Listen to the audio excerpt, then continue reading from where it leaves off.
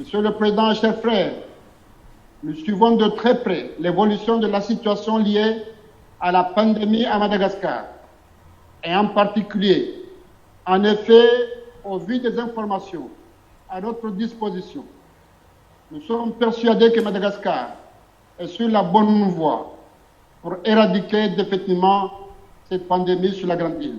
Et nous prions aussi donc pour le succès de votre pays dans ce domaine, car ce succès sera aussi le nôtre et celui, bien sûr, de tout le continent africain. Chers frères, Monsieur le Président, je tiens à saluer tout particulièrement l'action puissante, engagée, sous votre leadership, contre le Covid-19 et sa propagation, et à vous féliciter chaleureusement à la suite du lancement du Covid organique dans votre pays. Nous nous réjouissons des résultats obtenus à Madagascar. J'adresse ainsi mes compliments aux chercheurs de l'Institut malgache de recherche appliquée dont les travaux ont permis de découvrir ce traitement le plus efficace, bien sûr, à ce jour contre cette pandémie. Aux Comores, nous ne sommes pas étonnés ni surpris, car nous connaissons bien sûr depuis fort longtemps l'efficacité de la médecine et de la pharmacopée malgache. Ainsi, nous sommes heureux de voir notre île sœur, la Grande Île,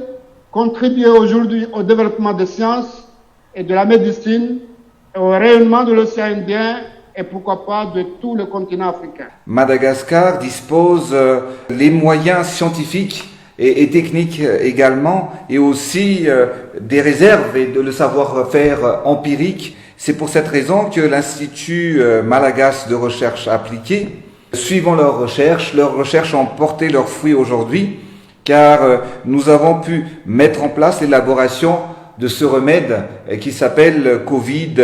Organics, ou que vous le connaissez très bien,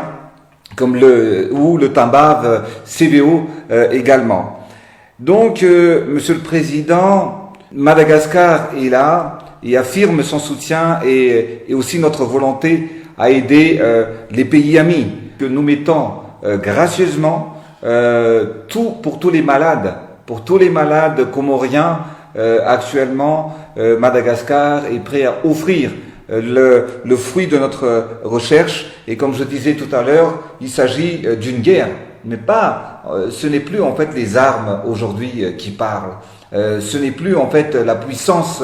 militaire, mais Dieu nous a donné la nature et bien évidemment les plantes médicinales, que Dieu merci parce que nous en possédons, et que Madagascar aujourd'hui, Monsieur le Président, possède